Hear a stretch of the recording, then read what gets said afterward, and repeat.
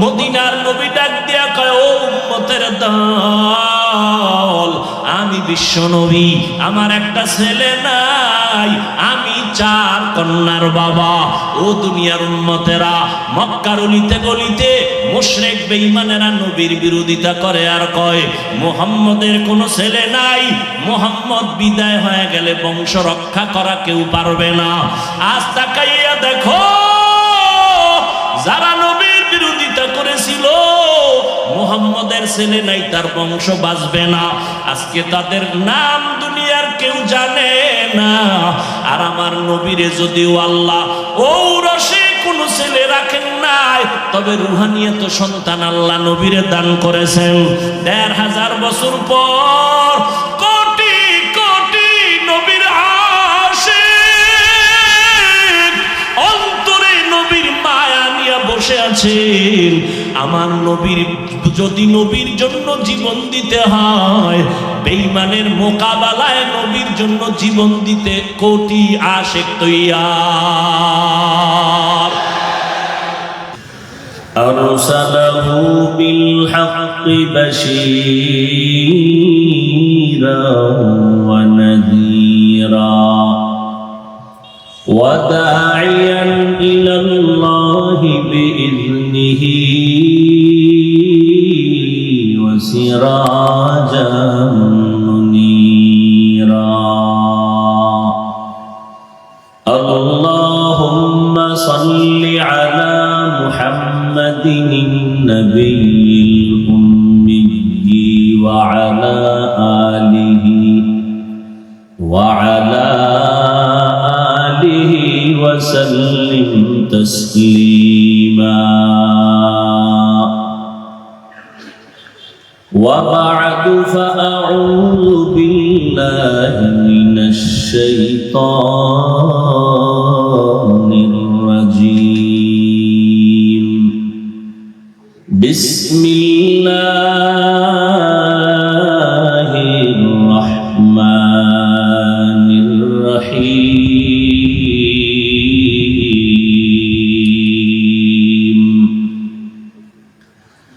ওয়া মা আরসালনাকা ইল্লা রাহমাতাল লিল আলামিন।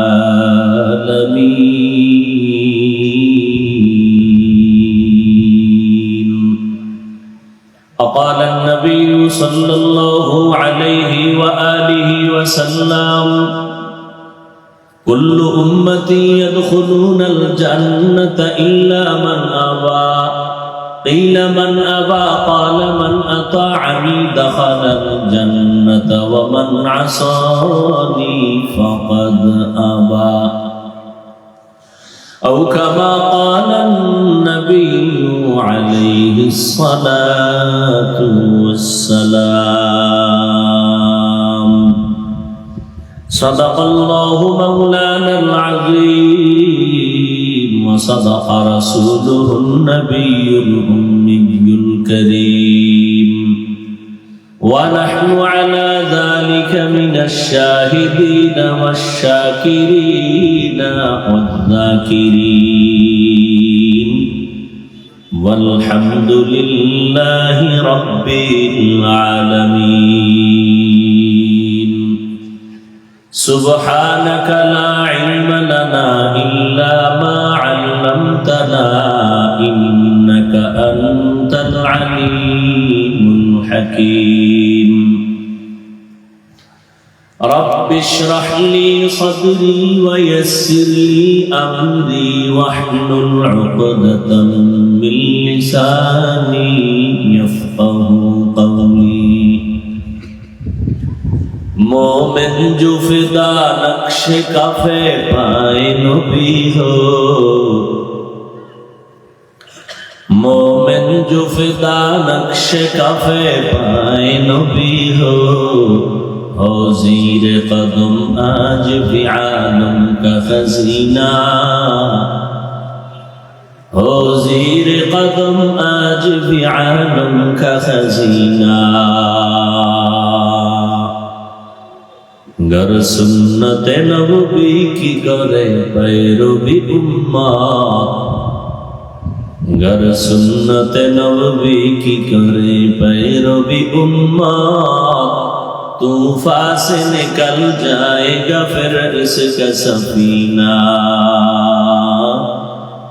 तूफान से निकल जाएगा फिर इसका सफीना। आशिक हो बिरादर शहंशाह दो आलम, आशिक हो बिरादर शहंशाह दो आलम, मिश्कों से ज्यादा मुबारक जिसका पसीना, मिश्कों से ज्यादा मुबारक जिसका पसीना। कर दिल में तरफ हो मेरे आका का ज़ियारत, कर दिल में तरफ हो मेरे आका का ज़ियारत। एक आन में आए नबी दिखला दे मदीना, एक आन में आए नबी दिखला दे मदीना।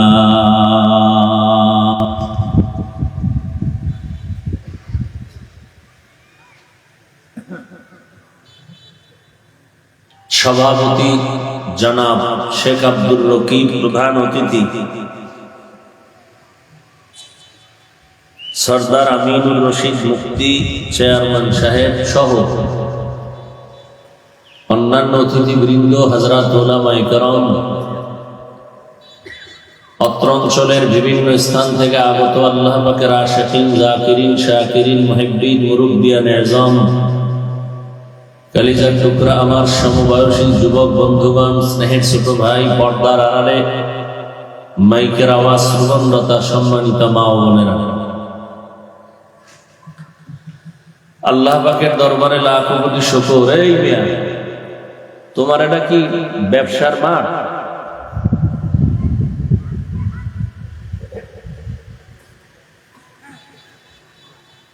আপনাদের কি বাদামের ক্ষুধা লাগছে? হ্যাঁ,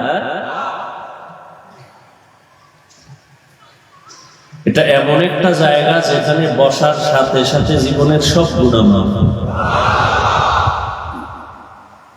এখানে পান খাইতে হইব, চা খাইতে হইব, খাওয়ার জন্য তো দোকানওয়ালারা আপনাদের জন্য বসে আছে। এখানে কেন? আল্লাহ সব ভাইকে হেদায়েত দান করেন।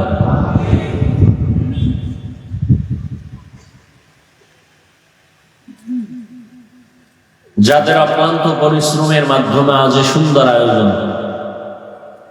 সময় পরামর্শ অর্থ দিয়ে দোয়া করে উপস্থিত হয়ে মাইক, লাইট, প্যান্ডেলের ব্যবস্থাপনার মাধ্যমে সহযোগিতার হাত যারা বাড়িয়েছেন, এলাকার যুবক, বৃদ্ধ, ব্যবসায়ী, শ্রমিক, চাকরিজীবী, বিভিন্ন শ্রেণী পেশার মানুষ, জনপ্রতিনিধি, প্রশাসন, উলামায়ে হযরত, আইম্মায়ে মাসাজিদ, প্রত্যেককেই আল্লাহ রাব্বুল আলামিন খিদমতের বরকতে দুনিয়াতে শান্তি, পরকালে চিরমুক্তির ব্যবস্থা করে দিন। হযরত উলামায়ে কেরাম দীর্ঘ সময় আলোচনা করেছেন এবং দেশের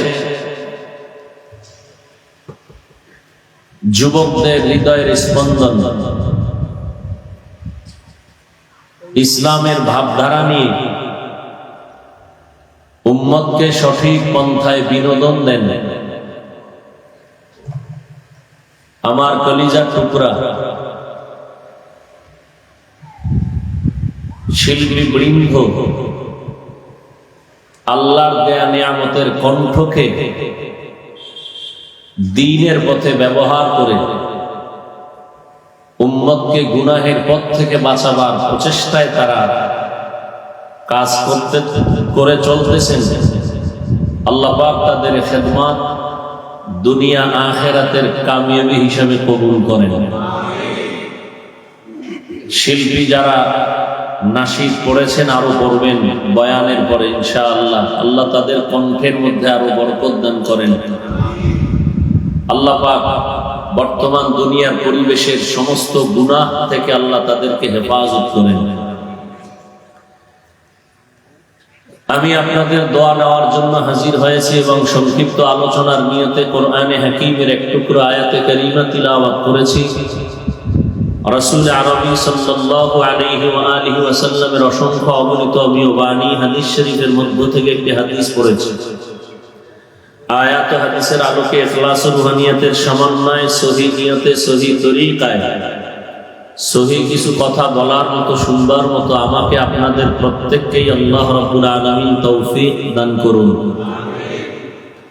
ওয়া মা আরসালনাকা ইল্লা রাহমাতাল লিল আলামিন। আল্লাহ বলেন, হে রাসূল করিম সাল্লাল্লাহু আলাইহি ওয়া আলিহি ওয়াসাল্লাম, আমি আপনাকে পৃথিবীতে প্রেরণ করি নাই, হ্যাঁ করেছি জগৎসমূহের রহমত হিসেবে। হাদিসে পাকে নবীজি বলেন, কুল্লু উম্মতি ইয়াদখুলুনাল জান্নাতা ইল্লা মান আবা। পৃথিবীর সমস্ত উম্মত জান্নাতে যাবে, যারা আমি মুহাম্মদকে মানে না তারা ব্যতীত। ইল্লা মান আবা। সাহাবায়ে কেরাম প্রশ্ন করলেন, হে আল্লাহর রাসূল, আপনাকে অস্বীকার করে, মানে না, তারা কারা? ক্বালা, নবীজি বললেন, মান আতাআনি দাখালাল জান্নাহ। যে বা যাহারা আমার ইতাআত করে, ইত্তেবা করে, আনুগত্য অনুসরণ করে, তারা জান্নাতে যাবে। ওয়া মান আসানি ফাকাদ আবা।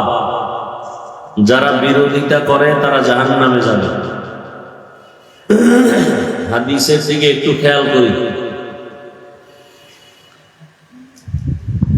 ১৫০০ বছর আগে নবীজি স্পষ্ট ফতোয়া দিয়ে দিয়েছেন, নতুন করে পৃথিবীর কোন মুফতি থেকে ফতোয়া নেয়ার প্রয়োজন নেই। নবীজি স্পষ্ট করে দিয়েছেন কে নবী মানে, কে মানে না। এ বিষয়ে আর কারো ফতোয়ার প্রয়োজন নাই। নবী হলেন সৃষ্টির শ্রেষ্ঠ মুফতি।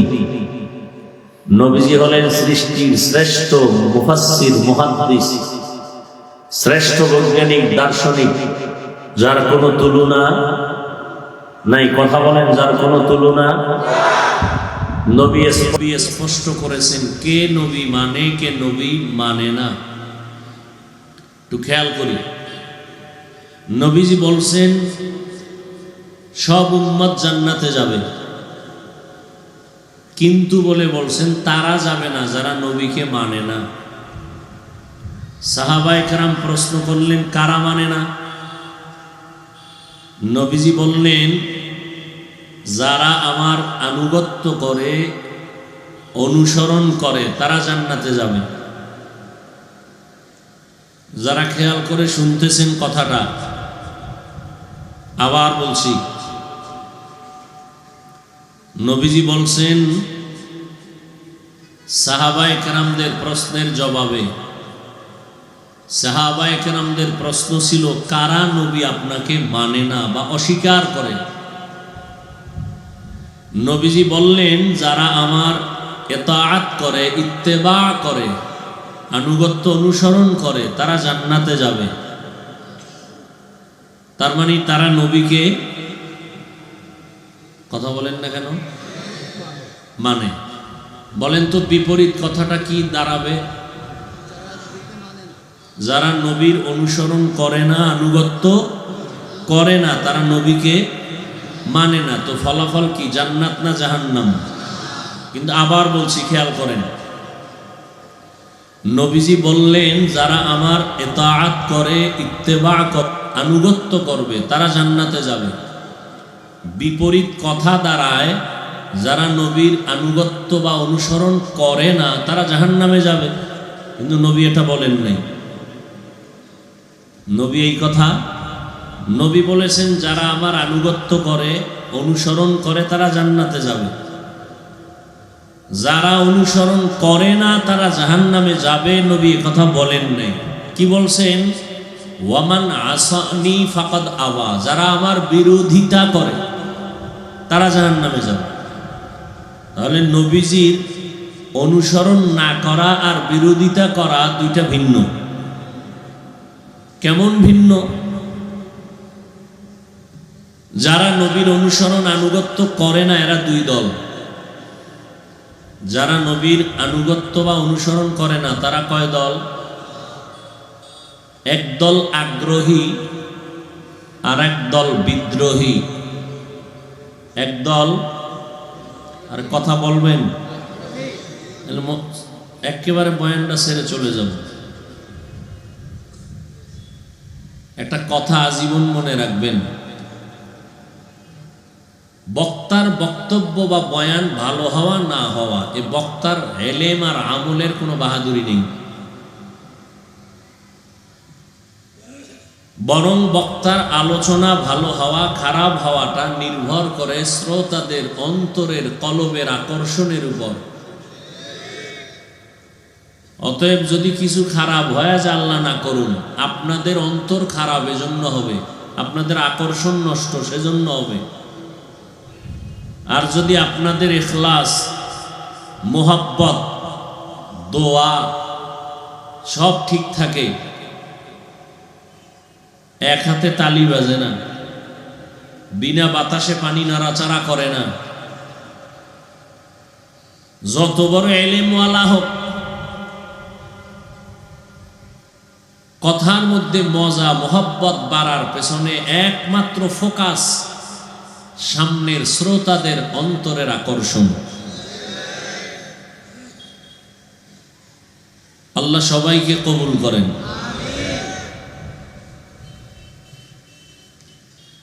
নবী বলছেন যারা বিরোধিতা করে, তাহলে নবীর আনুগত্য বা অনুসরণ যারা করে না, এরা কয় দল? একদল আগ্রহী আর একদল বিদ্রোহী। খেয়াল করি, কথার কথা আমি একজনকে জিজ্ঞেস করলাম ডান দিক থেকে, কোনো এক যুবককে, এই যুবক, তুমি নবীর আদর্শে টুপি পরো না কেন? সে বলতেছে, হুজুর, নবীর আদর্শের টুপি পরা খুবই জরুরি, পারি না, চেষ্টা করি, একটু দোয়া করবে না? আরো চেষ্টা করবে। আগ্রহী না বিদ্রোহী? বাম দিক থেকে এক যুবককে প্রশ্ন করলাম, এই যুবক, নবীর আদর্শের পোশাক পরো না কেন? আমার কথাটা শেষ না হতেই সে জবাব দিল, না পরলে অসুবিধা কি? পোশাকের মধ্যেই কি ইসলাম? আগ্রহী না বিদ্রোহী? বিদ্রোহীর আর এক নাম বেয়াদব, বিদ্রোহীর আর এক নাম গাদ্দার। জান্নাতি না জাহান্নামী? বুঝেন কথা? তাহলে যারা নবীর অনুসরণ করে না, এরা কয় দল? একদল আগ্রহী আর এক দল। আগ্রহীকে গালি দেওয়া যাবে না, বিদ্রোহীকে ছাড় দেওয়া যাবে না। একজনে নামাজ পড়ে না, আর একজন নামাজ পছন্দ করে না। যে নামাজ পড়ে না সে আগ্রহী, যে পছন্দ করে না সে বিদ্রোহী। আগ্রহীকে গালি দেওয়া যাবে না, বিদ্রোহীকে ছাড় দেওয়া যাবে না, সুযোগ পেলেই জুতার বাড়ি। কথা বুঝাইতে পারছি? অতএব যে নবীর অনুসরণ করে না তাকে জাহান্নামী বলা যাবে না। আগে বুঝতে হবে সে আগ্রহী না বিদ্রোহী। নবী তার ব্যাপারে বলেছেন জাহান্নামী, যে অমান আসানি, যে বিরুদ্ধাচরণ করে। একজনে পর্দা করে না, আর একজন পর্দা পছন্দ করে না, ব্যবধান আছে না নেই? একজনে ইসলামের রাজনীতি করে না, আর একজনে কোরআনের বর্ণনা করা রাজনীতি পছন্দ করে না, আছে না নাই? আপনারা কি মনে করেন আল্লাহর কোরআন তথা ইসলামে পৃথিবীর সব বিষয়ের সমাধান আছে, কিন্তু একদিক থেকে কোরআন শরীফ দুর্বল, রাষ্ট্রীয় ব্যাপারে কোরআনের মধ্যে সমাধান নাই? এই দিক থেকে কোরআন শরীফ দুর্বল। কেন বলেন কোরআনে রাজনীতি নাই? কেন বলেন? হ্যাঁ, আপনি যে নাপাক রাজনীতি করেন সেটা কোরআনে নেই। আপনি যে পেটের ধান্দা করেন আর মানুষের উপরে জুলুম করেন সেটা ইসলামে নাই। ইসলামে কি রাজনীতি আছে? রাজনীতির সূরা আছে, যদিও রাজনীতির নামে নাই, ভিতরে ঢুকবেন সব রাজনীতির বয়ান। ইউসুফ জুলাইখার নাম শুনছেন? কথা বলেন না কেন? আমাকে কোরআন শরীফ দেন আর আপনারা বাংলা কোরআন ধরেন, আমি তর্জমা করব পয়েন্টে পয়েন্টে রাষ্ট্রনীতির বয়ান। কি যারা বুঝেন তারা না মানলেও সমর্থন করেন যে ঠিক বলছি না বেটে। সুলাইমান বিলকিসের ঘটনা জানেন? কোরআনে আছে, সব রাজনীতির বয়ান। অতএব যদি কেউ বলে কোরআনে রাজনীতি নাই, তার মানে সে বুঝাইল যে কোরআন সব দিক থেকে কমপ্লিট, এক দিক থেকে দুর্বল। আমরা কি দুর্বল কোরআন মানি? আমাদের ইসলাম কি দুর্বল?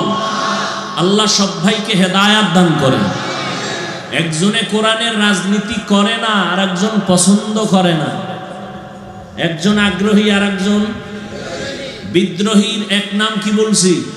বেয়াদব, গাদ্দার। পরিণাম ফল জান্নাত না জাহান্নাম?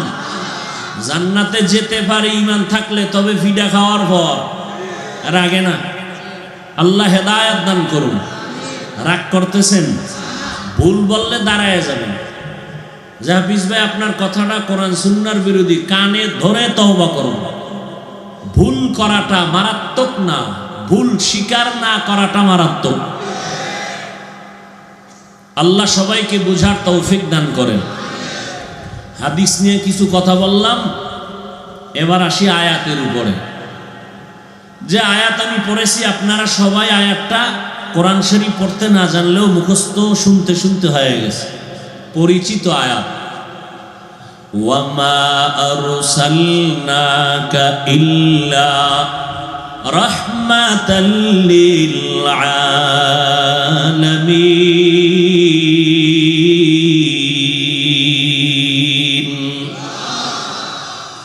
এই মনিটরের সাউন্ড বাড়াও। আল্লাহ কি বললেন? হে পয়গম্বর, আমি আপনাকে দুনিয়া নামক গ্রহের মধ্যে আপনাকে পাঠাই নাই। হ্যাঁ, পাঠিয়েছি জগৎ সমূহের জন্য রহমত হিসেবে। আচ্ছা, ডাইরেক্ট বললেই তো হইতো। পাঠাই নাই, হ্যাঁ পাঠাইছি, ঘুরাইয়া বললেন কেন? ফাইলুল হাকিম লা ইয়াখলু আনিল হিকমাহ। হাকিমের কোনো কাজ হিকমত থেকে খালি না। এই আপনারা কি কিছুক্ষণ সময় দিবেন?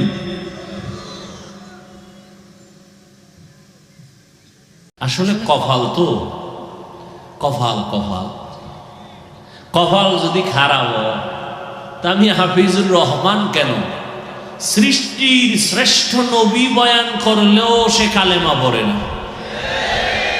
দুই একটা বেঈমানের নাম জানেন তো? কোন? তো এই পয়েন্টটা মনে রাখবেন, পারলে ঘরের দরজায় টানায় রাখবেন। কপাল যদি খারাপ হয়, দুনিয়ার সব আলেম কেন রহমাতুল্লিল আলামিনের বয়ানেও কালেমা। আর কপাল যদি খুলে যায়, তাহলে রসুলকে জবাই করতে এসেও কালেমা বলে। নাম কত কে? এবার বুঝেননি কপালের দাম কত?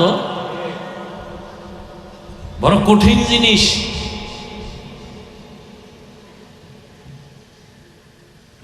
একটু চিন্তা নাই, কুত্তা শুয়ারকে আল্লাহ বিবেক দেন নাই ভালো মন্দ যাচাই করার, দিয়েছেন মানুষকে। মিয়া গাধার মতো কুত্তার মতো দৌড়াচ্ছি সারা দেশে, সব আলেম ওলামারা, তাবলিগওয়ালারা, পীর সাহেবরা ঘরের চিন্তা করে না, মাইয়া বলার চিন্তা বাদ দিয়া আপনাদের পেছনে দৌড়ায় 12 মাস। বিনিময়ে দেন আপনারা গালি, করেন বিরোধিতা। তাহলে আমাকে স্বার্থ কি আপনাদেরকে পাও ধইরা ধইরা 12 মাস কষ্ট করার? একটু চিন্তা করেন, বালিশে মাথা লাগায় যে হুজুরগো স্বার্থটা কি? আমরা তো হুজুরগো খালি গালির উপরে রাখি। ইমামের পেছনে নামাজ পড়ে বাইরেইয়া 4 দোকানে আবার বিরোধিতা আছে না নাই? এরপরও আপনাদের জন্য কেউ বরদোয়া করি না, দেখলে সালাম দেই, পারলে বুকের সাথে লাগায় আলিঙ্গন করি। কেন? আপনাদের শরীর থেকে মিশকের ঘেরান যেই তালে বিড়ি টানে ন। অজু নাই, গোসল নাই, প্রস্রাব করে পানি লওয়ার সময় নাই, পোশাক ধোয়ার টাইম নাই। তা আপনাদেরকে বুকে লাগাইলে কলিজা ঠান্ডা হয়, এই জন্য না? এত গালি দেন, আমরা সব শুনি, বধির না। কি পরিমাণ বিরোধিতা করেন তাও জানি, তারপরও কোনো জবাব দেই না, বিরুদ্ধে কিছু বলি না, কলিজা দিয়া দোয়া করি, পাও দইরা বয়ান করি। এটা আপনার কানে যায় না, ভাল লাগে না। না কি আমগো কাজটা কি ঠেকা কি? আমরা তো চাকরির জন্য লেখাপড়া শিখি নাই। আপনি তো লেখাপড়া শিখাচ্ছেন সন্তানকে, ডিগ্রি নিবে, সার্টিফিকেট নিবে, না হয় খাবে কি? আর আমরা জীবনটা কাটাইছি খাবে কি চিন্তায় না, আল্লাহর ইবাদত করে জীবন কাটাবো। আল্লাহ রিজিক দিবেন আসমান থেকে। আল্লাহ চোখে আপনাদের দেখাইছেন আঙ্গুল দিয়া করোনার সময়। স্কুল বন্ধ, কলেজ বন্ধ, ভার্সিটি বন্ধ, কি বলে ব্যবসা বন্ধ, চাকরি বন্ধ, সব কিছু বন্ধ হয়ে গেল। রাস্তাঘাট, গাড়ি, ট্রেন, আল্লাহর হাজার কোটি শুকর, একটা কোরআনের মাদ্রাসাও বন্ধ হয় নাই। কোন হুজুর না খাইয়া ভিক্ষা করছে, মাইয়া বলালয়ে কি খামু টাকা দাও। কিছু নেমক হারাম মুসলমান ইসলামের ব্যানার লাগায় কয় আমরা মাদ্রাসাওয়ালারা ভিক্ষা করে খাই। আমি বলি তোমার মতো জালেম আর ডাকাত জমিনে আর নাই।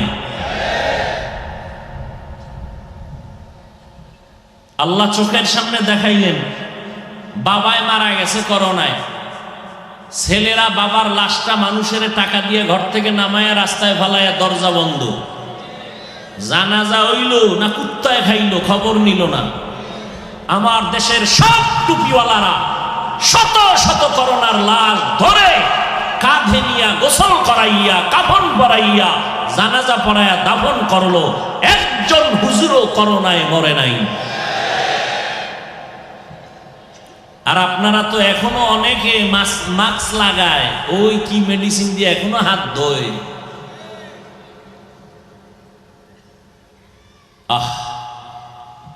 চিন্তা করেন, মানুষ তো হইলেন। আল্লাহ যদি জিগায় এই তুই জীবনে যত আকাম করছো সব মাপ, আমার এখানে একটা আমল দেখা যেটা আমি আল্লাহর জন্য করছো, একটা তোর এখন জান্নাত দিয়ে দেব। তুই যা জীবনে অন্যায় করছো যত করছো সব মাপ, খালি একটা আমল দেখা, আমি তোর এখন মাপ করে দেব, আর কিছু দরকার নাই। পারবেন দেখাইতে? মাস্তানি করেন কেন? বাপ দেখান কেন? এত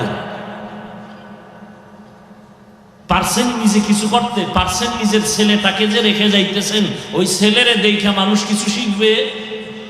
মোবাইল দিছেন, মোবাইল যেন মানুষ হাত উঠায় বরদোয়া করে, চরিত্রহীন যেন গাড়ির তলে পড়ে মরে। সন্তানকে মোবাইল দিছেন, ও মোবাইল দিয়া সন্তানকে ক্রমান্বয়ে ধ্বংস করতেছেন।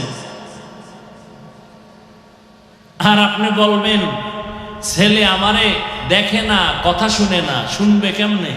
ওর কান তো ধ্যান্দা হয়ে গেছে মোবাইলের গান শুনতে শুনতে। আম্মু কয় খানা খাবি না, কয় গোসল করে ফেলেছি। কানের পার্টস নষ্ট হয়ে গেছে গজবের মোবাইল দিয়ে। ও যুবক, তোমার বয়স মাত্র 25 থেকে 30-এর কোঠায়, তোমার চেহারা থাকবে উজ্জ্বল ফুটন্ত গোলাপ। তোমার চেহারার দিয়ে তাকাইলে কোনো মায়া লাগে না কেন? হাসবা না, এটা হাসির প্যান্ডেল না, এটা কান্নার প্যান্ডেল। হাসলে আমি দাঁড় করাই দেব। মাস্তানি করবা না, সব জায়গায় চালাকি চলে না। তোমার চেহারা থাকবে ফুটন্ত গোলাপের মতো। চেহারায় নূর নাই কেন? তোমার চেহারা দেখলে মায়া লাগে না কেন? তুমি কি করো জানো? দরওয়াজা জানালা আটকায় সারাটা রাত মোবাইল হাতে নিয়ে কবিরা গুনাহ কবিরা গুনাহ কবিরা গুনাহ করে করে রাত কাটাও। আল্লাহ তোমার চেহারার নূরকে নষ্ট করে দিয়েছে। আমেরিকান মেডিসিন লাগাবা, খোদার কসম চেহারা আরো নষ্ট হয়ে যাবে।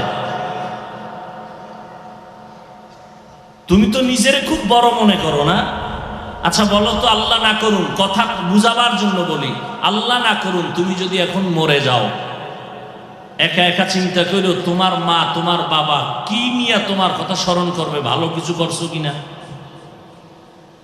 আমার জানা মতে তোমার মা খুশি হবে, কারণ দরওয়াজা জানালা আটকে সারা রাত কি করছো? মা বাবায় দেখে নাই, কিন্তু তার ভেতরের চুম্বুকে ধরা পড়েছে তুই গুনাহ করতেছ। তোর কারণে মা বাবা অনেক জায়গায় লজ্জা পায়, তোর চরিত্রের কারণে। মা বাবা কয় সন্তান পেটে রাখছি, কষ্ট করেছি, কিন্তু এই চরিত্রহীন সন্তানটা মরে গেল, আমি একটা বিপদ থেকে বেঁচে গেলাম। কারো কাছে বলবে না, মনে মনে খুশি হবে। তাহলে তুমি এই 30 বছরে কামাই করছো কি? সবার বরদোয়া। তুমি মরলে সবাই খুশি, কারণ তোমার চরিত্র এত খারাপ যে কেউ তোমাকে অন্তর দিয়ে ভালো জানে না। অথচ তোমার মধ্যে কিন্তু ভালো কিছু গুণ আছে, যেই গুণ তুমি ব্যবহার করলে গোটা পৃথিবী তুমি নিয়ন্ত্রণ করবা এক হাতে। এটা তোমার মধ্যে আছে, কিন্তু তুমি নষ্ট করে দিয়েছো। এই মিয়া, এহুদি বাচ্চা যদি সারা দুনিয়া কন্ট্রোল করে, তুমি তো সৃষ্টির শ্রেষ্ঠ নবীর শ্রেষ্ঠ উম্মত, তুমি পারবা না কেন? সৃষ্টিগতভাবে নারীর থেকে পুরুষের জ্ঞান কম না বেশি? নারী যদি দেশ চালায়, তুমি পারবা না কেন? হ্যাঁ, চরিত্র আরো নষ্ট করো, আরো পারবা। আল্লাহ হেদায়েত দান করুন। আল্লাহ বললেন, এই কথাগুলো বলছি ওই একটা লোক উঠা চলে গেছে, এই জন্য যার কপাল খারাপ। এতগুলো মানুষ এক জায়গায় জমা কইরা মা বাবার জন্য দোয়া করছেন কোনদিন? আল্লাহ আজকে সুযোগ দিছে, এই বরকত থেকে বঞ্চিত হওয়া মানে কপাল পোড়া। আল্লাহ সবাইকে মাফ করে দেন। তো আল্লাহ বললেন, আমি আপনাকে দুনিয়ায় পাঠাই নাই, হ্যাঁ পাঠিয়েছি জগৎ সমূহের রহমত করে। তার মানে নাই, পাঠাই নাই বলে আবার কেন এভাবে নীতিবাচক শব্দ দিয়া এরপরে আবার ইতি টানলেন? কারণ গোটা দুনিয়ার মানুষকে আল্লাহ মেসেজ দিলেন যে আমার নবী পুরাটাই রহমত, রহমতের বাইরে কিচ্ছু নেই। তর্জমা করেছি রহমাতুল্লিল আলামিন মানে জগৎ সমূহের জন্য রহমত। অনেকে তর্জমা করে উভয় জগতের রহমত। উভয় জগৎ মানে দুনিয়ার জগৎ, পরকাল জগৎ। আমি তর্জমা করেছি জগৎ সমূহের জন্য রহমত। উভয় কেন বলি নাই? যে দুই জগৎ না, জগৎ আরো আছে। রুহের এক জগৎ আলাদা, মায়ের গর্ভের এক জগৎ আলাদা, দুনিয়ার এক জগৎ আলাদা, আলমে বরজাক কবর জগৎ আলাদা, হাসরের মাঠের এক জগৎ ভিন্ন, জান্নাত ও জাহান্নামের এক জগৎ ভিন্ন।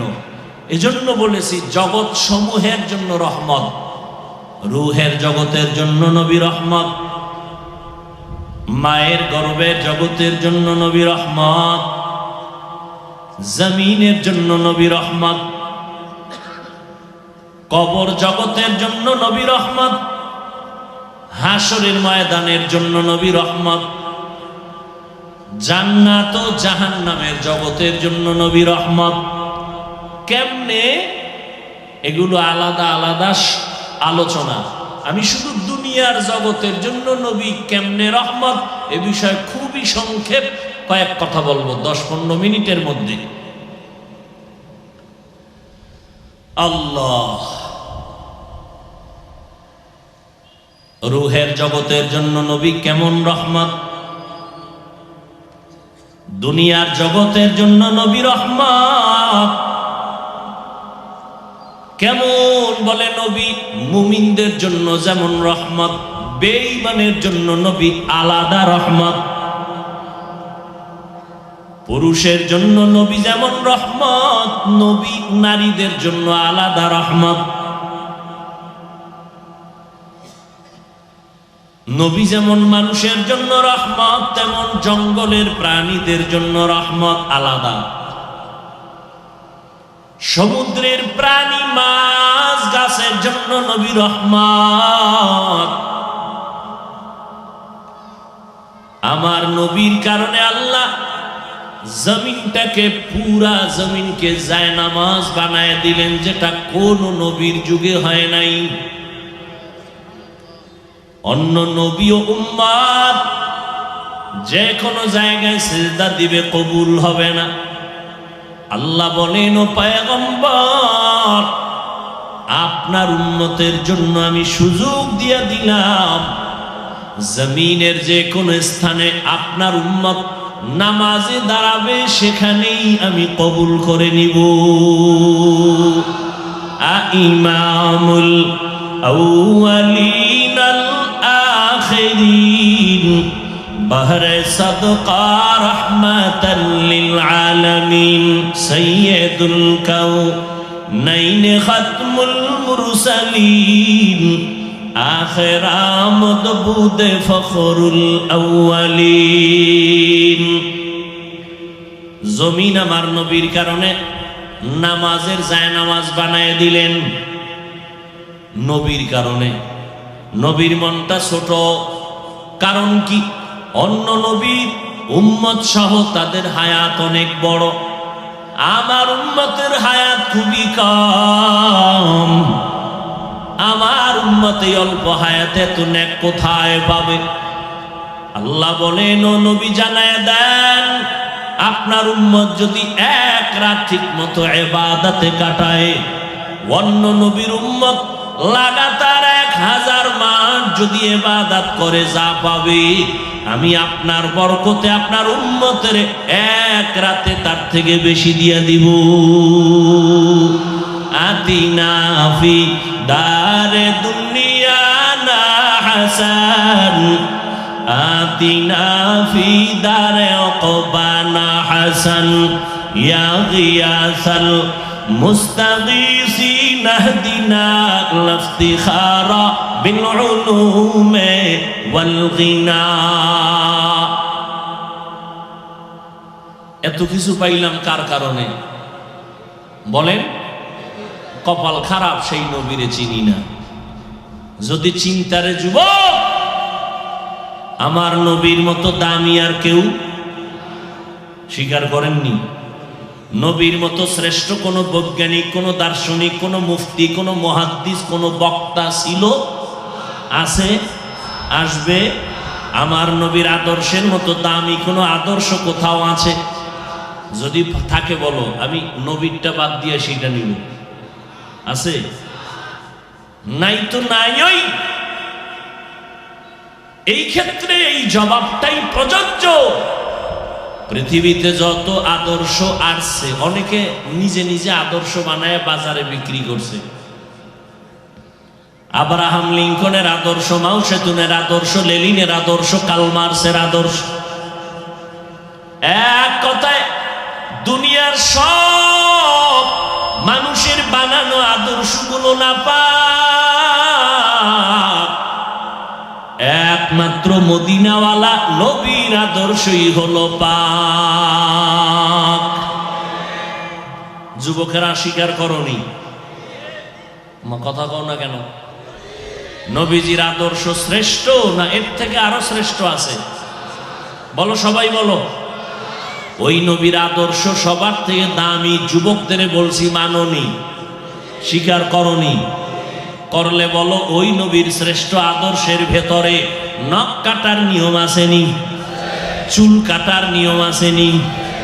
যুবক, তুমি আল্লাহর দিকে তাকাইয়া জবাব দাও, ওই নবীর আদর্শে বাদ দিয়া কেন বেঈমানের লাইনে গিয়া চুল কাটছো? বল।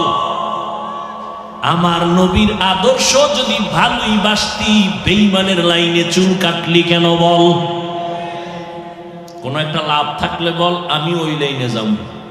একজনে দাঁড়ায় বল যে, হ্যাঁ হাফিজ ভাই, বেঈমানের লাইনে চুল কাটার দ্বারা একটা উপকার হয়েছে। কি? মাথা অল টাইম ঠান্ডা থাকে।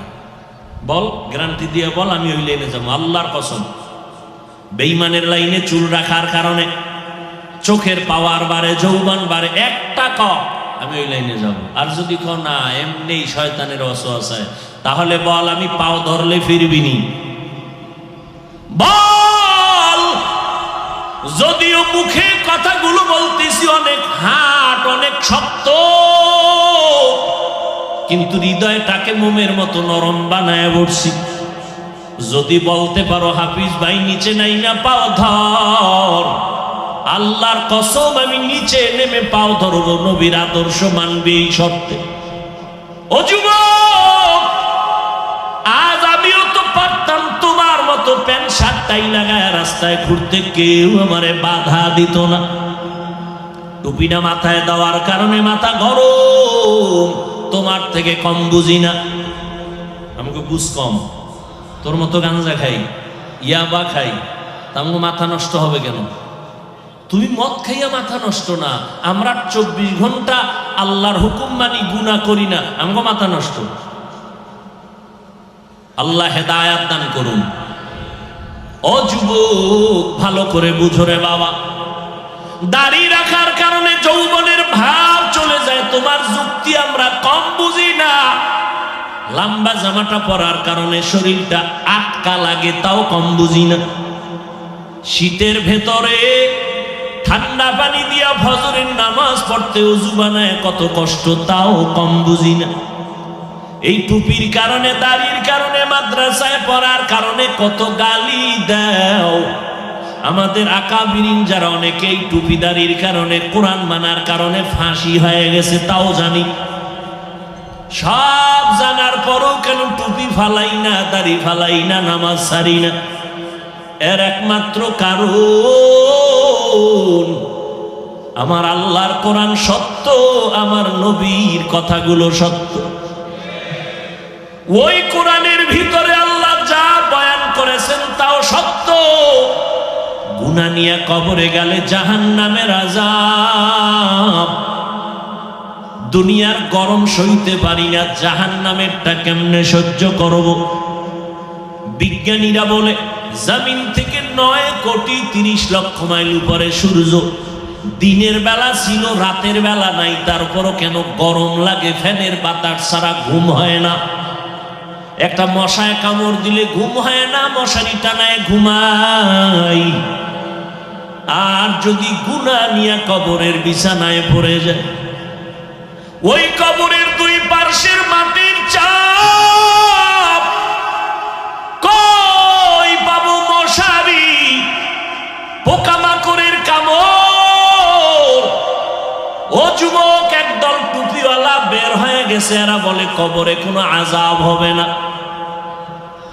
লক্ষ লক্ষ নবীরা মিথ্যা বলেন নাই, 2-1 জনে বললে সন্দেহ করা যায় মিথ্যা হতে পারে, নাউযুবিল্লাহ। লক্ষ লক্ষ সাহাবায়ে কেরাম মিথ্যা কথা বলেন নাই। এমন নবী আমার, নবীর জীবনে একটা মিথ্যা কথা বলেন নাই। নবী জিন্দেগিতে একটা গালি কাউকে দেন নাই। হাজারো গালি নবীকে দেওয়া হয়েছে, নবী একটা গালির জবাবও কখনো দেন নাই। আরো আশ্চর্য কথা, তোমার আমার মায়ার নবী কোনোদিন চোখ গরম করে কারো দিকে তাকান নাই। কেমন নবী? অগণবীর উম্মতেরা হয়ে আজি দিশাহারা,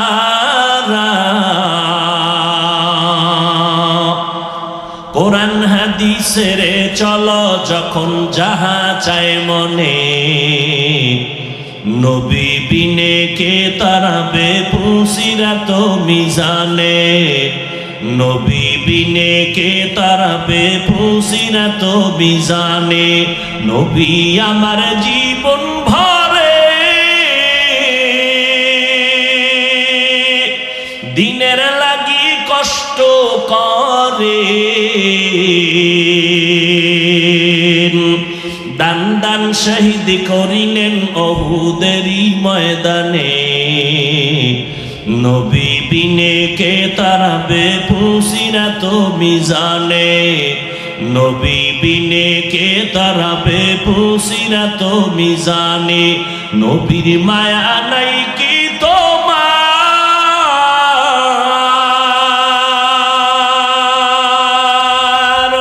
কেমনে দুঃখ দাও যে আবার।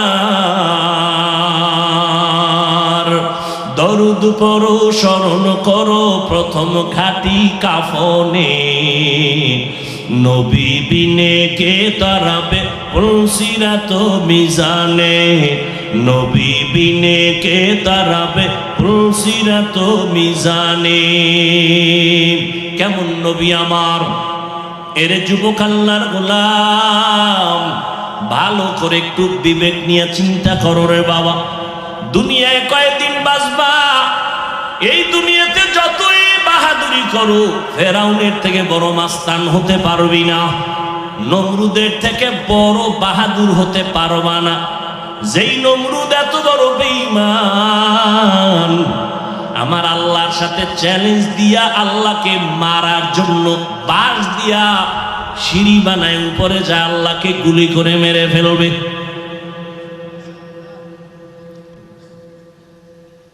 একটা পাখির গায়ে লাগছে তো রক্ত আসছে, তীরের মাথায় নিচে একা যে রক্ত আল্লাহরে মেরেই ফেলেছে। এত বড় বেঈমানকে আল্লাহ পাক সাইজ করার জন্য কত হাজার ফেরেশতা পাঠাইছেন জানেন? একটা অসুস্থ মশার সাথে জুতা মোবারক, ঠিক নি? ওই মশা আসেনি, জুতা আসেনি, মশারির ভিতরে মশা গান গায়নি, দেখছেননি কারবার? মশারির ছোট্ট ছিদ্র দিয়া মশা ঢুকেই ফেলল, কানের সামনে ঘুরে গান গায়, ভেতরে ঢুকে না, কারণ তোমার আব্বায় পাহারা দেয়।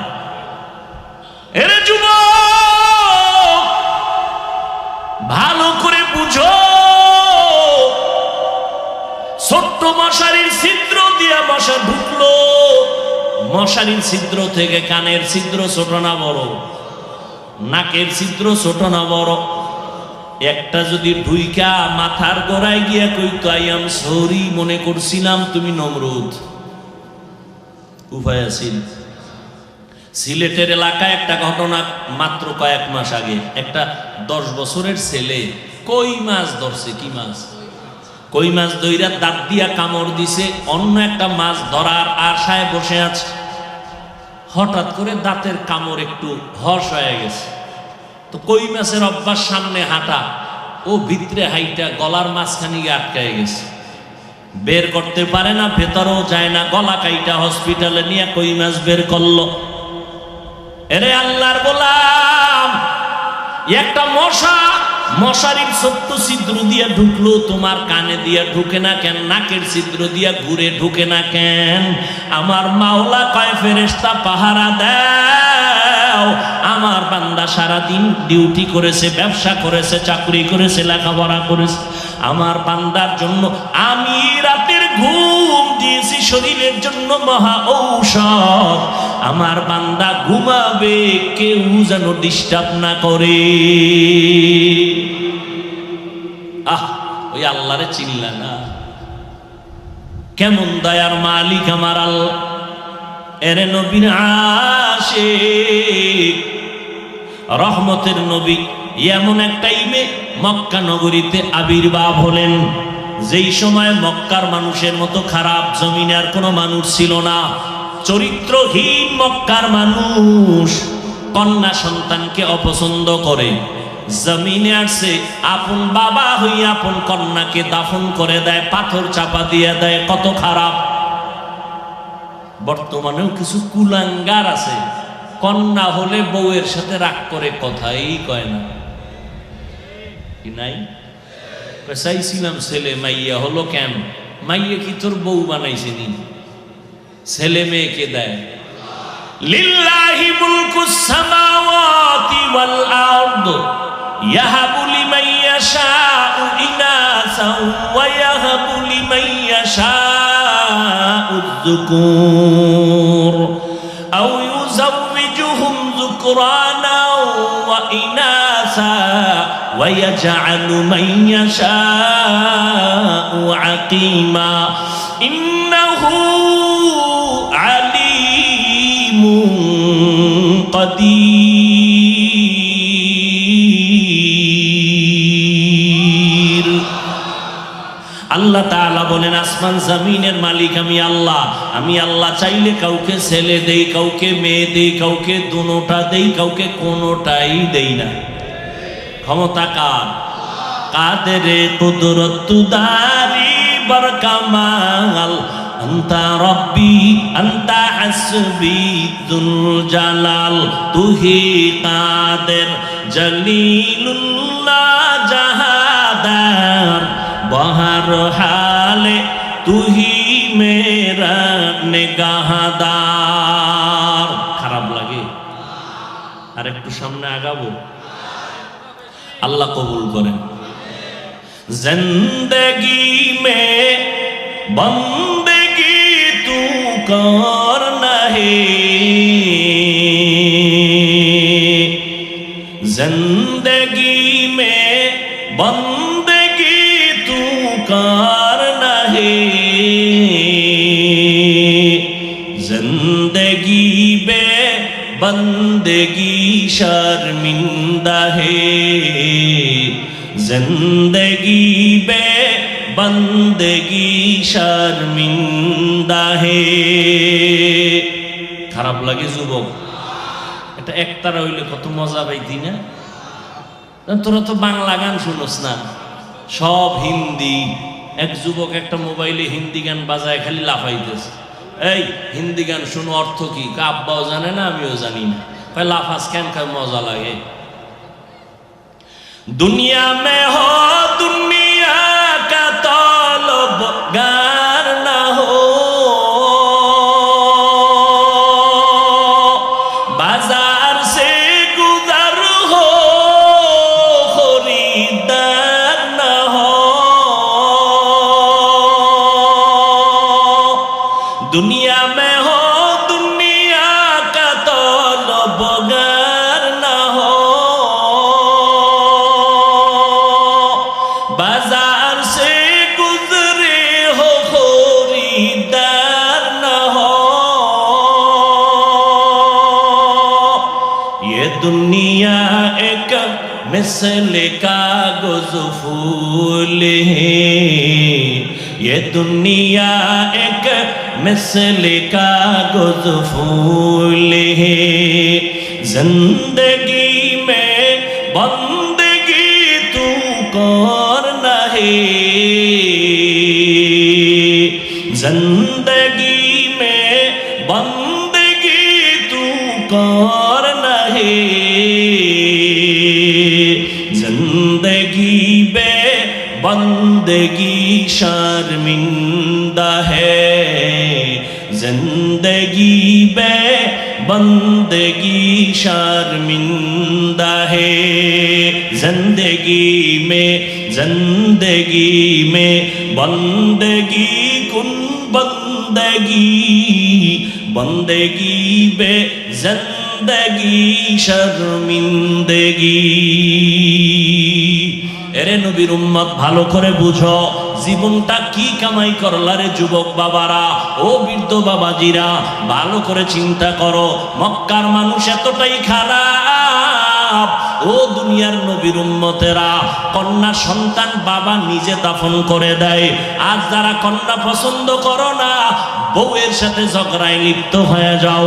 মদিনার নবী ডাক দিয়া কয়, ও উম্মতের দল, আমি বিশ্ব নবী, আমার একটা ছেলে নাই, আমি 4 কন্যার বাবা। ও দুনিয়ার উম্মতেরা, মক্কার অলিতে গলিতে মুশরিক বেঈমানেরা নবীর বিরোধিতা করে আর কয় মুহাম্মদের কোনো ছেলে নাই, মুহাম্মদ বিদায় হয়ে গেলে বংশ রক্ষা করা কেউ পারবে না। আজ তাকাইয়া দেখো, যারা নবীর বিরোধিতা করেছিল, মুহাম্মদের ছেলে নাই, তার বংশ বাঁচবে না, আজকে তাদের নাম দুনিয়ার কেউ জানে না। আর আমার নবীরে যদিও আল্লাহ ঔরসে কোনো ছেলে রাখেন নাই, তবে রুহানিয়ত সন্তান আল্লাহ নবীরে দান করেছেন। ১৫০০ বছর পর কোটি কোটি নবীর আশিক অন্তরে নবীর মায়া নিয়ে বসে আছেন। আমার নবীর, যদি নবীর জন্য জীবন দিতে হয়, বেঈমানের মোকাবেলায় নবীর জন্য জীবন দিতে কোটি আশিক তৈয়ার। অথচ যারা নবীরে গালি দিত, মুহাম্মদের সন্তান নাই, মুহাম্মদের বংশ রক্ষা কেউ করবে না, ওদের নাম জানেননি? হাদিসে আছে, আলেমরা জানে, আপনারা জানেন না। হাদিসেও যদি নাম না থাকতো ওই অলুমানগ নাম কেউ জানতো না। কথা ঠিক নি? রহমতের নবী বলেন, 4টা কন্যার বাবা আমি। ও কন্যার বাবারা শুনে নাও, একটা কন্যা পেয়েছো, আল্লাহর কাছে শুকর আদায় করো, তুমি একটা জান্নাতের মালিক। 2টা কন্যা পেয়েছো, তুমি 2টা কন্যা পাইয়া 2 জান্নাতের মালিক। তুমি 3টা কন্যা পেয়েছো, তুমি 3টা জান্নাতের মালিক। তুমি 4 কন্যা পেয়েছো, তুমি 4টা জান্নাতের মালিক। একজনে খুব খুশি, মাইয়া কয়টা? কয় 2টা। জান্নাতের মালিক হয়ে গেছি হুজুর 2টা। একটা হইলেই তো আমার হয়, তো 2টা ভাইয়া লাইছে। আপনি জান্নাতের মালিক 2টা, মাইয়ারা কির মালিক? কয় গ্রামীণ ব্যাংকের মালিক। হাসেন আপনারা, আছে না নাই? আল্লাহ হেদায়াত দান করুন। ভাইরা আমার, পৃথিবীতে কথা বলার মতো কষ্টের কোনো কাজ নাই। প্রধানমন্ত্রী 5 মিনিটের ভাষণ দিবেন জাতির জন্য। কয় মিনিটের? 5 মিনিটের ভাষণ দিবেন। সেই 5 মিনিটের ভাষণ কি হবে লেখার জন্য একটা টিম গঠন করা হয়। সেই টিমে ওই ভাষণটাকে সাজায়, কত সিস্টেম করে প্রধানমন্ত্রীর হাতে দেন। তিনি এটাকে 50 বার মোতালা করেন, রিভিশন দেন। একটা কথা যদি আঁকা বাঁকা হয়, সম্মানের কল্লা ভালায় দিবে জাতি। 5 মিনিটের বক্তব্য। আর আমরা প্রতিদিন জোহরের নামাজের পরে চিৎকার, ফজরের পরে, আসরের পরে, মাগরিবের পরে, প্রতিদিন আগামীকাল ফজরের পর যাইতে যাইতে বাসায় ফজর হয়ে যাবে, আবার 11টায় চলে যাব জকিগঞ্জ। জোহরের নামাজের পরে বয়ান, এইভাবে সারাটা বছর, দিন নাই রাত নাই, ওদিকে ঘুম নাই, খানা নাই, এত বয়ান সাজাইয়াও বয়ান লেখে আনি নাই। কোন কথার পরে কোন কথা বলবো লেখিয়াও আনি নাই, ডায়েরি নিয়েও বসি নাই। কোন কথা আল্লাহ বের করবেন আল্লাহ ভালো জানেন। আবার এই ময়দানটা অন্য মজলিস থেকে বড় কঠিন। মসজিদে তাবলিগওয়ালারা বসছে, যদি বলে হাফিজ ভাই একটা বয়ান দেন, চোখ বন্ধ করে 1 চাটিয়া বয়ান, সব তাবলিগ তো, কোনো টেনশন নেই। পীর সাহেবের মুরিদেরা বসছে, যদি বলে হাফিজ ভাই বয়ান দেন, 1 লাইনের বয়ান, কোনো টেনশন নাই। কিন্তু ময়দানটা বড় কঠিন, এখানে 1 লাইনের মানুষ নাই। জমিনে যত ভেজাল আছে সব ভেজালের লাইনের মানুষ এই মাঠে বসা। আওয়ামী লীগ আছে, বিএমপি আছে, জাতীয় পার্টি আছে, জাসদ আছে, বাসদ আছে, অসতেরাও আছে, নাই? যারা পাস করলেই দেখলে গালি দেয়, আমার বিরুদ্ধে 2 কলম না লেখলে কলিজা ঠান্ডা হয় না, ওরাও সিফাগল্লিতে দাঁড়ায় বয়ান শুনে। এতগুলো মানুষের দিলকে ঠিক রাইখা এরপরে আল্লাহর মোহাব্বতে বয়ান করাটা, এটা কি মনে করলেন? মাওলা দয়া না করলে সম্ভব? এরপরও তো 2-1টা কথা, হাজার হাজার কোটি কোটি কথা বের হচ্ছে। ওই অন্য অন্য বক্তাদের মতো একটু যে চা খাইয়া আপনাদের সাল্লাল্লাহ টান মেরে একটু রেস্ট নেব, ওই অভ্যাস এখনো হয় নাই। আল্লাহ যেন মরার আগ পর্যন্ত না করান। কথা বুঝেন নাই? আপনি তো মনে করেন পরের বাড়ি খাই, কত শান্তি না? আমগো লাগে 1 সপ্তাহ ঘুরলে হসপিটাল ছাড়া আপনাকে সুস্থ করার কোনো কায়দা নেই। আমাকে জিগা হাফিজ ভাই এত চিল্লান, আপনি গো কোনো হুনি না অসুস্থ হয়েছেন, গলা ভাঙছে। আমি তো আমগো আল্লাহ বানানোর সময় সিস্টেম করে বানিয়েছে।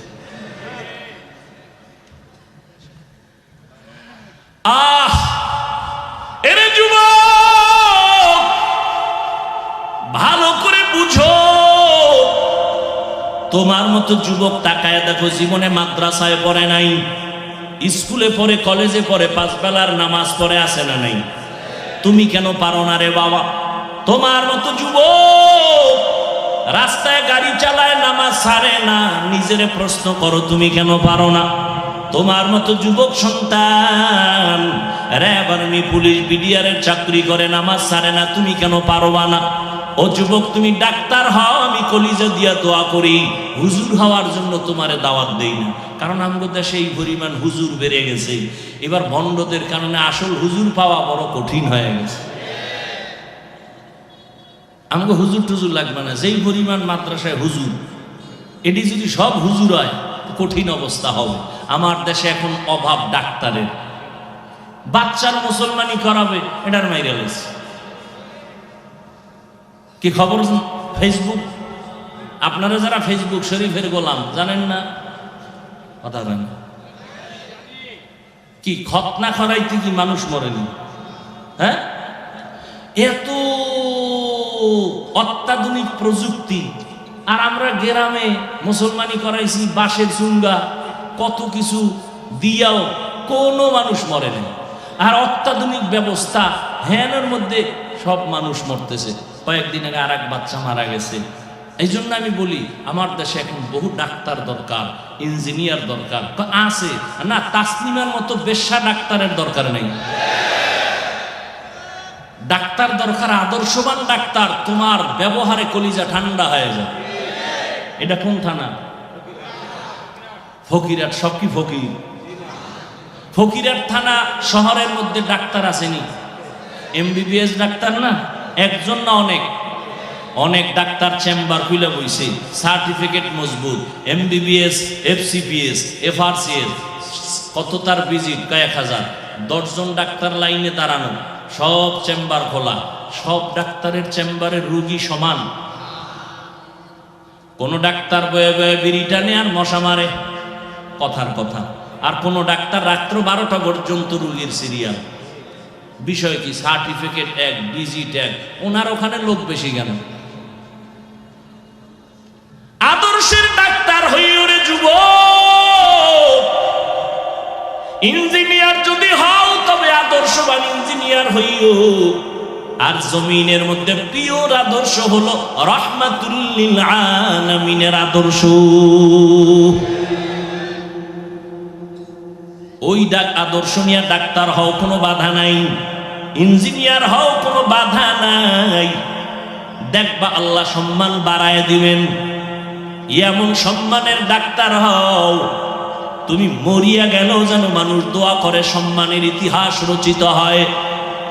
ও আল্লাহর বান্দা, ভালো করে বুঝো রে বাবা, তোমাকে ডাক্তার হতে নিষেধ নাই, তুমি ইঞ্জিনিয়ার হও, বাধা নাই। চাকরি করো, বাধা নাই। ব্যবসা করো, বাধা নাই। তবে খবরদার এমন চরিত্র নষ্ট করবা না যে মানুষ তোমাকে পছন্দই করবে না। সম্মানের ডাক্তার হইও, তোমার সম্মান থাকবে সবার উপরে। আর সম্মানের ডাক্তার যদি হতে চাও, 2টা পুঁজি তোমার লাগবে। কয় পুঁজি? একটা পুঁজি যদি না থাকে তোমার কপালে জুতা ছাড়া কিছু নেই। কয় পুঁজি? এই যুবকেরা কথা কয় পুঁজি? জীবন বর্ত মোবাইল নিয়ে আকামি করছো, আজকে এটা ভালো কাম করিস। বাসায় গিয়ে গুগলে সার্চ দিবি, এই যে কথাগুলো এখন বলবো এগুলি সব তোমাকে গুরুরা কইছে। আমাকে হুজুরদের কথা তো আর মানবা না। তোমাকে প্যান্ট শার্ট টাইওয়ালা যারা গুরু, গবেষক, চিকিৎসক, এরা বলছে। এদেরটা শুনো কি বলছে তারা। জমিনের মধ্যে 2 সম্মানের চূড়ান্ত শিখরে যদি বেঁচে থাকতে চাও, সম্মান নিয়ে মরতে চাও, 2টা পুঁজি লাগবে। একটা থাকবে না, তোমার জিন্দেগি বরবাদ। এক পুঁজির নাম সুস্থতা, দ্বিতীয় পুঁজির নাম হলো সুন্দর চরিত্র। আচ্ছা, তোমার চরিত্র খুব ভালো, স্কুলে চাকরি করো, কলেজে করো, বা যে কোনো ডিপার্টমেন্টে করো, 1 সপ্তাহ নাই, কেউ স্যার অসুস্থ, এইভাবে যদি হয় বলবে এরে বাদ দাও, এরে দিয়ে আমার প্রতিষ্ঠানের ক্ষতি হবে। বিছানায় পড়ে থাকবা, কেউ ভালো জানবে না। সব আপনজনেরা বলবে মরে না কেন, জালালি খতম লাগাও। ঠিক নেই? তাহলে সুস্থতার দরকার আছে না নাই? পৃথিবীর সমস্ত চিকিৎসা বিজ্ঞানীরা বলেন সমস্ত মানুষের শরীরের সর্বোচ্চ সুস্থতার জন্য আল্লাহ পাকের দেওয়া এক নিয়ামত আছে, ফ্রি মহা ঔষধ, রাতের ঘুম। সারা রাত, রাতের প্রথম অংশের ঘুম শরীরের ক্ষতি, শেষ রাতের ঘুম শরীরের ক্ষতি, মধ্য রাতের ঘুম শরীরের মহা ঔষধ। অনেকে দেখো না রে বাবা, অসুস্থ মানুষ ঘুমায় গেছে, উঠাকে আমি সুস্থ হয়ে গেছি। আবার অনেক সুস্থ মানুষ ঘুমায় আনলিমিটেড, উল্টা পাল্টা, উঠাকে আমার মাথা ব্যথা, জ্বর। ঘুমটা বড় ঔষধ। শেষ রাতের ঘুম না প্রথম রাতের ঘুম না মধ্যরাতের ঘুম। এই জন্য দেখেন না প্রতিদিন আজান হয় 5 বার, ঠিক নেই? সব ওয়াক্তের আজান কি এক লেভেলে না একটু ব্যবধান আছে কোনো আজানে? কোন আজানে আছে ব্যবধানটা কি বলেন বলেন? আসসালাতু খায়রুম মিনান নাওম অর্থ কি? ঘুমের চেয়ে নামাজ ভালো। আর তুমি ঘুমাইও না, ঠিক মতো পড়িলে নামাজ জান্নাত তোমার ঠিকানা। পশু পাখি কীট পতঙ্গ কেউ ঘুমিয়ে রইল না, মানুষ হয়ে ঘুমিয়ে থাকা ঠিক তো মোদের হবে না। আচ্ছা, এশার আজান, ফজরের আরে মাগরিবের আজানে এই শব্দ নাই কেন? এটাও তো রাতের অংশ। আল্লাহ বলে দিলেন ঘুমের থেকে নামাজ ভালো। কোন ঘুম? মধ্যরাতের ঘুম না, শেষ রাতের ঘুম বন্ধ করে দাও। কারণ শেষ রাতের ঘুম ঘুমাইও না, কারণ আল্লাহ ফজর যোহর আসর মাগরিব এশায় আসে না। প্রতি রাতের শেষ ভাগ আমার পয়গম্বর বলেন আমার আল্লাহ প্রথম আসমানে আসেন। এটা জানেননি? আরে কথা কন না কেন? কোন দিন আসেন? কোন দিন? প্রতিদিন। দিনে না রাত্রে? কোন টাইমে? অতিও গভীর হয় রজনী যখন, নীরবে প্রভুর নাম জপিও তখন। প্রভুর করুণা যদি পাইবারে চাও, গভীর রাতে উঠে প্রভুর গুণগান গাও। শেষ রাতে আমার আল্লাহ ডাকেন বান্দাকে। আল্লাহ বান্দার থেকে কিছু নিতে আসেন না দিতে আসেন? নিতে, দিতে। আপনাদের তো কিছু লাগে না, ঘুমান কেন? আল্লাহ দিতে আসছেন আর আপনি ঘুমাইয়া পরের দিন কইবেন পাইলাম না রে। আল্লাহ বলে তুমি এত নিমক হারাম কেন? ইন্নাল ইনসানা লিরাব্বিহি লাকানুদ, মানুষ বড় নিমক হারাম। ভাইরা আমার, রহমতের নবী মক্কা নগরীতে আসছেন। মক্কার মানুষ এতটাই খারাপ, চরিত্র নষ্ট। জমিনের মধ্যে সুস্থতা, চরিত্র ভালো, এই 2টা গুণ অর্জন করো। আর এইটা 2টা গুণ ধ্বংস করতেছো মোবাইলের দ্বারা। মোবাইলের দ্বারা শরীরও নষ্ট হয়, চরিত্র, চোখের পাওয়ার নাই, কানের পাওয়ার নাই, কিডনি দুর্বল, হার্ট দুর্বল, ব্রেন দুর্বল। দেখো না যুবক ভালো, হঠাৎ করে কয় আমার বুকে ব্যথা, 2জনে ধরতে না ধরতে নাই। কিও ভাই রোগ? কয় কোনো রোগ নাই। তো হঠাৎ করে মরে গেল। হঠাৎ? হ্যাঁ, জমিনে নতুন করে এক হঠাৎ রোগের জন্ম হয়েছে। হঠাৎ রোগ, নাম কি? স্ট্রোক। আরো চালাও মোবাইল, কিছুদিনের মধ্যে দেখবা বিছনায় পড়ে আসো অসুস্থ। চোখ আছে পাওয়ার নাই, কান আছে পাওয়ার নাই। আল্লাহ মোবাইলের গুনাহের থেকে আমাদের হেফাজত করেন। রহমতের নবী ওই মক্কার মানুষগুলোকে মাত্র 13 বছরের ব্যবধানে স্বর্ণের মানুষ বানায় দিলেন। আমার আল্লাহ বলেন জিবরাইল যাও, নবীর কাছে একটা লিস্টি দিলাম, পৌঁছাইয়া দাও। এই লিস্টির ভেতরে যত নাম আছে নবী যেন ঘোষণা করে দেয় এরা বিনা হিসাবে জান্নাতি। নবী মাত্র 13 বছরের ব্যবধানে চরিত্রহীন মানুষগুলোকে সর্বোচ্চ চরিত্রবান বানায় দিলেন। কেমন দামি তারা! কিয়ামত পর্যন্ত আনেওয়ালা উম্মতের তারা আদর্শ, তারা মডেল। কোরআনের আয়াত। দুনিয়ার উম্মত তোমার ঈমান সঠিক না বেঠিকের স্কেল হলো সাহাবায়ে কেরামের ঈমান। সমস্ত সাহাবায়ে কেরাম জান্নাতি। বলেন কি?